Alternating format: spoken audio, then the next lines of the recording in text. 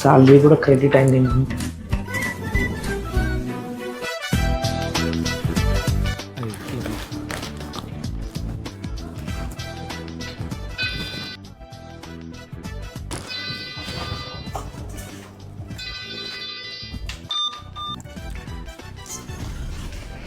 ఏమైందిరా, లేట్ అయింది ఈరోజు? ఏం లేదా, ఆఫీస్లో వర్క్ ఎక్కువ చేస్తున్నారు.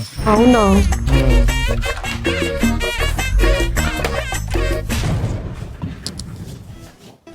ఏం చేస్తున్నావు అక్క? టీవీ చూస్తున్నారు. అవునా అక్క, నీకు కూడా చెప్పాలక్క. అంతకంటే ముందు నీకు ఒక విషయం చెప్పాలి. మమ్మీ ఫోన్ చేసింది. అవునా, ఎందుకు? ఈ మంత్ మనీ పంపించలేదంట కదా. మనీ? అవునా అక్క, సరే ఇప్పుడు పంపిస్తున్నా అక్క.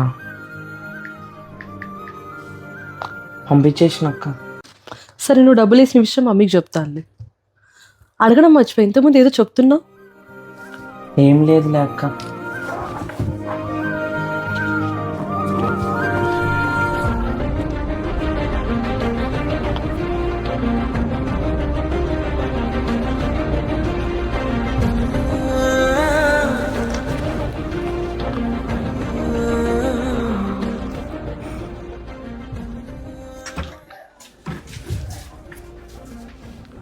ఏం చేస్తున్నాడు?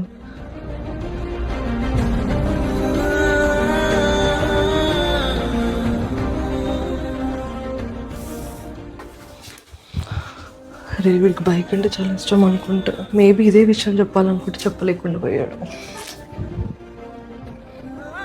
హలో, అరే నీకు బైక్ బుక్ చేయమన్నా కదా, ఇప్పుడు ఏం వద్దులేరా.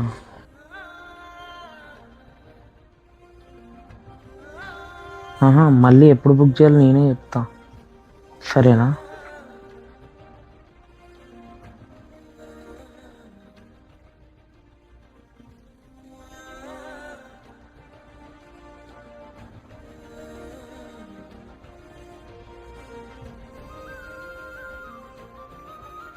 అరే పవన్, ఇట్రా.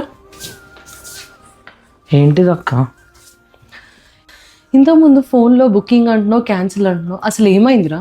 ఏం లేదులే అక్క. ఏహే చెప్పు. ఏం లేదక్క. పర్లేదులే, అన్నీ విన్నాను నేను. పర్లేదు, చెప్పు. ఏం లేదక్క, ఒక బైక్ కొనుక్కుందాం అనుకున్నా. అదే నా డ్రీమ్ బైక్. నీకు తెలిసిందే కదక్క, నాకు శాలరీ కూడా హైక్ అయింది. సో అందుకే మా ఫ్రెండ్కి చెప్పి బుక్ చేయమని చెప్పిన. అవునా? అయితే ఇప్పుడు ఏమైంది? ఇప్పుడు ఏం కొనేటట్లు లేనక్క. ఎంత శాలరీ హైక్ అయినా కూడా అన్ని ప్రాబ్లమ్ పెరుగుతూనే ఉన్నాయి. మమ్మీ కూడా డబ్బులు డబ్బులు అని అడుగుతుంది. ఇంకెప్పుడు కొంటున్నా ఏమక్క బైక్ అయితే. ఏం పర్లేదురా, హోప్స్ ఏం వదులుకోకు. ఎట్లయినా ట్రై చేద్దాం. సరేలే అక్క.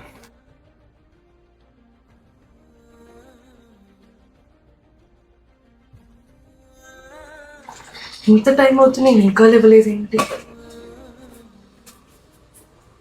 పవన్, పవన్. అరే పవన్, లేరా, టైం అవుతుంది. అరే పవన్.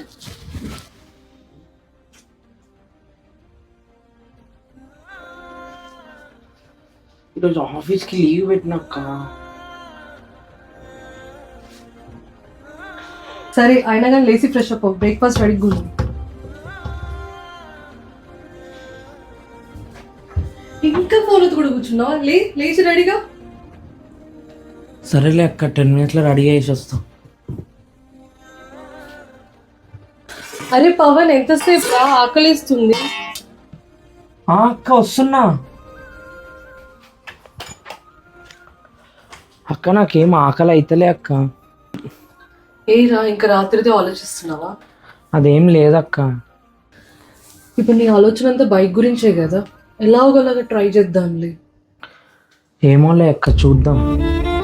నేను బయటకు వెళ్తున్నా ఇప్పుడు.